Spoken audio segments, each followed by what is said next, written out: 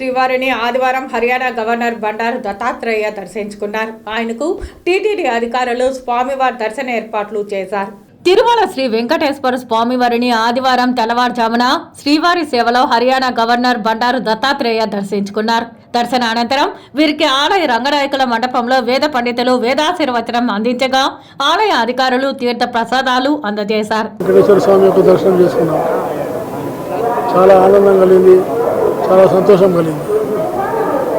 ప్రసిద్ధమైనటువంటి ఈ దివ్యక్షేత్రం ఇంకా పవిత్రంగా వెలసిల్లాలని, అదేవిధంగా ఆధ్యాత్మిక భావాలు ఇంకా గ్రామానికి వెలిసిలే విధంగా టీటీడీ కార్యాచరణ ప్రణాళిక రూపొందించుకోవాలని, దాంతోపాటు ధర్మ ప్రచారము మన సనాతన ధర్మాన్ని పరిరక్షించుకోవడానికి కావాల్సినటువంటి సాంస్కృతికమైనటువంటి కార్యక్రమాలను కూడా రక్షించాలని నేను కోరుతున్నాను.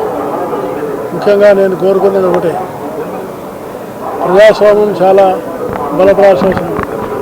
కాబట్టి ప్రతి